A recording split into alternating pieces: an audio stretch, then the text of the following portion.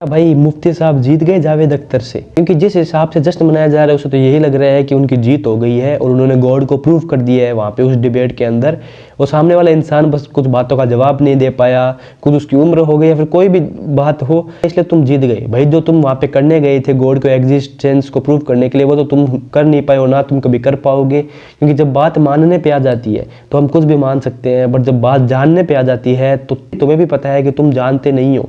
बस तुमने जो ईगो बना रखी है बचपन से, जो तुम्हें बताया गया है, पढ़ाया गया है, उसके अराउंड तुमने कुछ लॉजिक्स फॉर्म कर लिए, कुछ लॉजिक बना लिए हैं और वो तुम लॉजिक दे रहे हो। वो लॉजिक इसके नहीं थे कि कोई है या नहीं नेसेसरी बीइंग, वो लॉजिक उस चीज़ के थे कि जो मैं मानता आ रहा हूँ वो सही है या नहीं है। और तुमने अपनी ईगो की प्रोटेक्शन, अपनी कंडीशनिंग की प्रोटेक्शन बहुत अच्छे तरीके से कर ली है, क्योंकि तुम वहाँ पे ईगो को ही बचाने जा रहे थे। जो लोग तुम्हें कमेंट सेक्शन में सपोर्ट कर रहे हैं, चाहे वो हिंदू मुस्लिम कोई भी हो, वो भी वही लोग हैं जो अपनी ईगो, अपने बिलीफ सिस्टम को लेके इतने डिफेंसिव है कि वो तुम्हारे लिए ताले भी बजाएंगे, तुम्हें सही भी कहेंगे, जबकि उन्हें भी पता है कहीं ना कहीं कि कुछ प्रूव नहीं हुआ और ना हो सकता है। ये डिबेट का कोई पॉइंट ही नहीं है इस चीज़ का, गॉड एग्जिस्ट और नॉट। क्योंकि जब बात मानने पे आ जाती है तो कुछ भी मान लो। मैं कह सकता हूँ कि ये यूनिवर्स अपने आप चल रहा है, क्योंकि इसके अंदर एक फोर्स है जो अपने आप चल देती है, उसको गॉड की कहने की जरूरत ही नहीं है।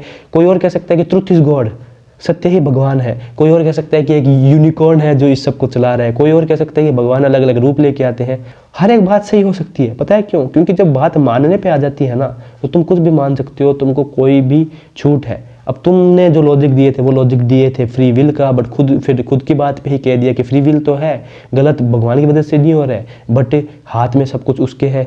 वो इंटरफेयर नहीं करता, वो टाइम एंड स्पेस के पार है, बट जब दुआ मांगो तो वो इंटरफेयर कर लेता है। और जो बच्चों के साथ गलत हो रहा है, 6-6 महीनों के बच्चों के साथ जो रेप हो जाते हैं बच्चों के साथ, उनकी कुछ गलती नहीं है, वो टेस्ट है ताकि उससे दूसरे लोग सीखे। तो ये लॉजिक्स क्यों फॉर्म हो जाते हैं? एक साउंड माइंडेड इंसान इन लॉजिक को नहीं एक्सेप्ट करेगा, बट क्यों लोग एक्सेप्ट कर रहे हैं?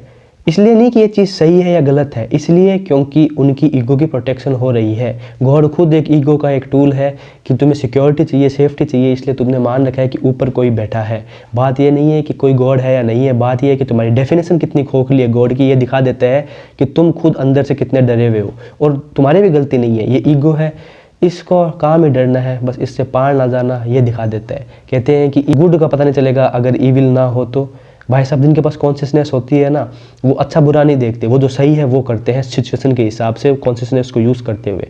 तो जाग जाओ, आप भी अपनी कॉन्शियसनेस को यूज़ करो। कौन ऊपर है कौन नहीं है इसको छोड़ के मैं क्या हूँ उस पर अगर फोकस कर लोगे, मेरी ईगो माइंड बहुत कुछ कहता है पर उसके पर मैं कुछ हूँ या नहीं, उस पर अगर फोकस कर लोगे तो सब कुछ हो जाएगा।